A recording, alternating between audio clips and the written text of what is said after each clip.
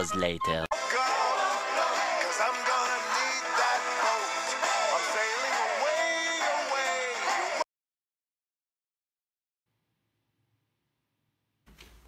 I need to go to work so early in the morning.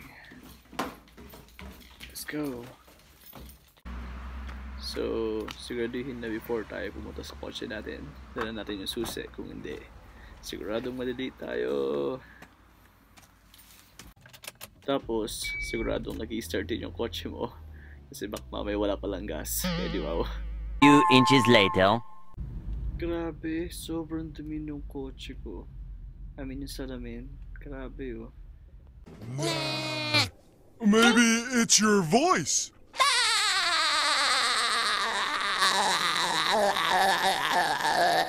Good one, Patrick. Good morning, guys. Kumusta po kayong lahat? Oh my gosh, ang dumi nung salamin ng kotse ko. Hay, kailangan ko lang maglinis. Pero kailan kaya? So, papunta na ako ng work. Alam ko masyado pa maaga, pero good morning everyone! Kissing na! Ulat-ulat na ng mga buto dyan! Umaga na!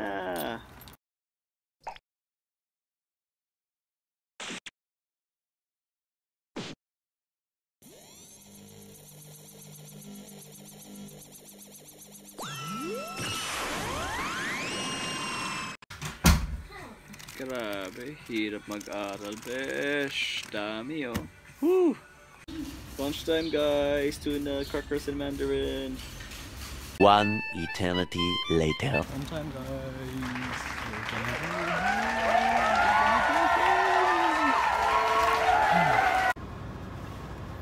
So, uwi na tayo. So, pwede na tayong pahinga sa araw na to kasi natapos na yung ating mahabang araw. So, at least pwede na tayong makapag-rest ng Sunday.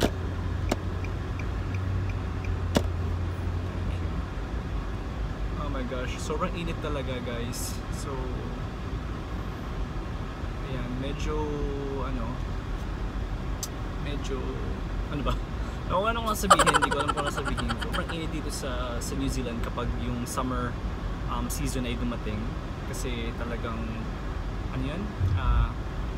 talagang umaabot siya ng 40 din sometimes.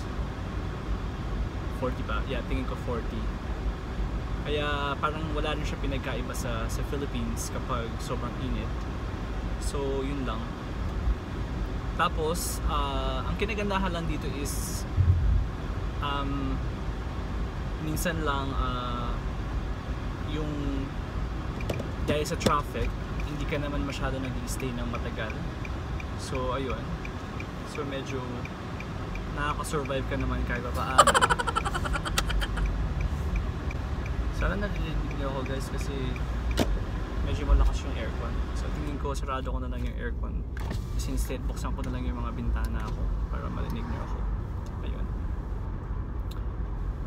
Sana hindi awkward yung posisyon ng camera ko dito kasi parang nako-conscious ako dun sa double chin ko.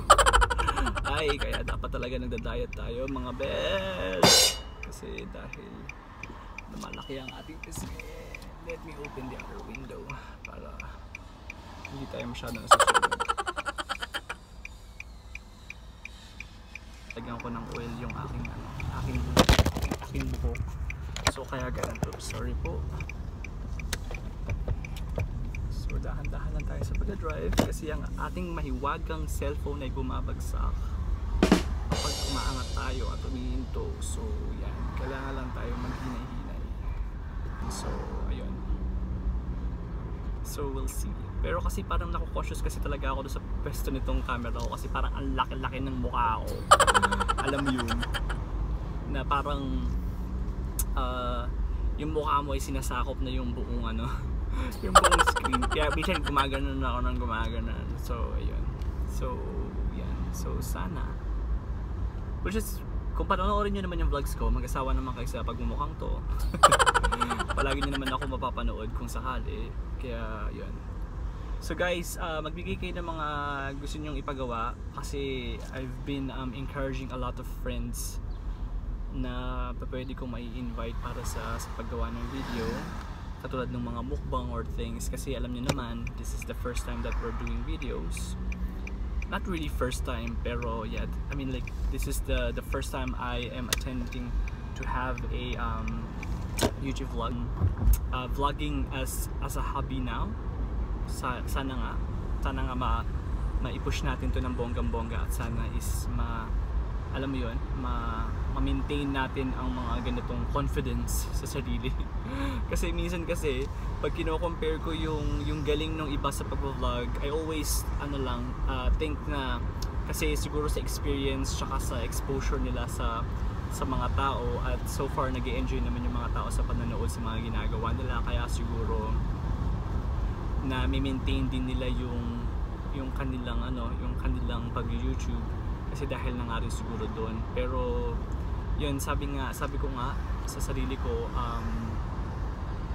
basta talagang masipag ka magsalita, magagawa mo rin naman yung ginagawa nila. Yun nga lang is yung kailangan mo lang din ng konting suporta sa mga tao para naman medyo ma-encourage tayo and ma-maintain natin yung gusto natin gawin na content. Kasi kung hindi naman tayo magkakaroon ng mga taong susuporta sa atin, hindi naman tayo magiging successful din sa gagawin natin, especially sa pag-vlog na ganito, diba? So malapit na ako sa bahay. Ang aking pudra ay wala dito sa bahay. Nasaan siya? So lumabas sila. Okay, so ayusin lang natin ang ating pagpaparada para hindi tayo nakaharang sa daanan. Kung hindi, lahat tayo ay mahihirapan. Wag ang tubig. Guys, bakit ayaw talagang pumayat ng pisngi ko? Nagda-diet pa ako niyang partida pero yung pisngi ko talaga ang inaatake. Kailangan ko talaga mabawasan to. Yan, kasi ito. Magpa-opera na rin kaya ako katulad nung iniidolo ko na si Shek. Punta rin ako ng Korea para magpa-opera. Yan, patanggal natin yung baba. Yan. Anyways, nandito na ako sa bahay. So, yan. So, medyo kailangan tumahimik. Oh my gosh, ang init ng phone ko. Yan, so nandito na ako sa bahay. As you can see, yan. So, pwede na tayong bumaba para naman magawa ang mga bagay-bagay. Yung buhok ko talaga, para siyang nagpa-fly away ng pagganon. Lahat na lang hindi umaakma sa kagustuhan ko kapag nakaharap ako sa camera na to. Grabe.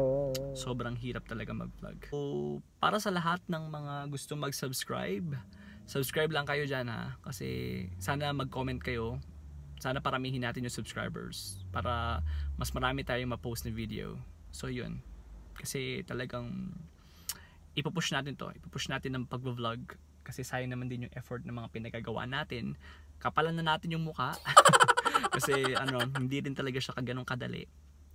So ngayon nararamdaman ko na kung ano yung mga kabaliwan na ginagawa ng mga vlogger. Kasi palagi na sinasabi na ang daming mga tao na tumitingin sa mga nagva-vlog. Kasi sabi nila, bakit para silang tanga dahil kinakausap lang yung sarili nila, tapos ano bang nakukuha nila dyan.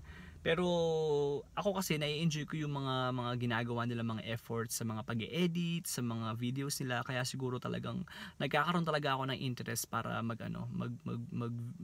YouTube, ganun, YouTube vlog. So yun, so sana maituloy natin yung plano ko na pinakagusto ko talagang gawin. Nung una pa lang is yung pagmumukbang. Yung mukbang, yung kaninang isang kasamahan ko, sabi niya, "Oy, gusto kong sumali sa mukbang." O, diba? Ang social ng pagkakasabi niya, mukbang.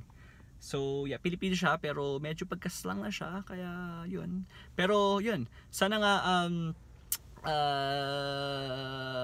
makaisip pa tayo ng mga magagawa natin sa YouTube.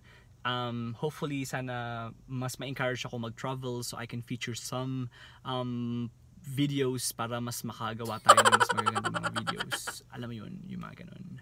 Pero investment talaga ang magiging kalaban natin. So kailangan natin mag-invest, invest habang may trabaho, kayod lang para meron tayong pambili. So yun lang. So paano ba to? Paano ba ginagawa? Alam ko ginagawa nila yun eh. Pag ginanon mo yan, mawawala. Yan. So try natin. Oh, dumilim. So let's try. 1, 2, 3. Oh, andun pa rin. Bye! Tita. Meron tayong Uy, nahihiya siya mag-explain. version ng dalawang puto. Ito yung tinatawag na Napaka-formal naman ng pagkaka. Ito ang tinatawag na. puto fail at puto perfect. Sino gumawa niya? Puto Pao by Ate Mads. Ah, eto. Ano tong puto fail? Puto. Pumalpak na puto. Sino gumawa niyan? Si Ate Mads. Nagkakaroon ng kulay. Ba't yellow? Kasi nga, pumalpak. Ah. Hindi siya nag-umalsa. Pero mayroon siya sa ilalim. Yeah. Madumi yung ganito, No. pero- This one is just puto. Pero this one has... Social mo naman, huwag ka mag-English, Tagalog ka, di ba? Ay, ganun ba yun? Magagalit ang mga subscribers. Eh, paano yan? Pagka, ko, talagang napapa-English ako. Ay, okay lang yan. It's fine. I can manage spoken in dollar. Spoken in dollar. Very. Look at the mess in here. Ang dumi, oh. Look at this. Ano nilalaro mo? Call of Duty. Oh, someone's up What there. Call of Duty? Infinity War. Do your vlog. Kailan ka magagawa ng vlog mo? I'm at blood. Oh, What? shit. Not blood. Vlog. Blood. Vlog. Blood. V-L-O-G. Vlog. Sabi mo, vlog. Blood. Anong vlog? Sabi ko, vlog. Blood. Yeah. So, ano magiging name mo kapag nag-vlog ka? Wala ka naman palang name eh. Oh, jeez. Look how many guns are here. Huh? Si Andrea. Get all of them. Ano si Andrea? Wala ka naman palang name eh. Opo. Anong opo? Naiintindihan mo ba yung sinasabi ko? Opo. Hindi mo naman yata naiintindihan yung sinasabi ko eh. Oh. You should speak in Tagalog. What Tagalog do you know, Andy? Opo. Opo? Opo lang? Ian, what Tagalog do you know? Can you say it? Why is your face like that? Opo. Ano? Opo. No, I'm asking you, what Tagalog do you know? Opo. What Oppo? What does the Oppo mean? Say, you have to look here. Opo. What is Oppo? Opo. What other Tagalog do you know, Andy? Opo. Opo. See, you understand what I'm saying because I'm talking in English. Pero if I say like this, anong Tagalog ang alam mo? Anong sagot mo? Kamusta? Ano yung kamusta? Ano ibig sabihin ng kamusta? Goodbye. No?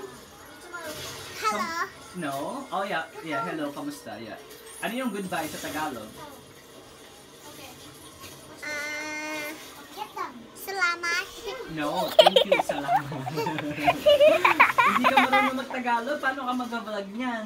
Oh, Wala na, lugi ka na. si Ryan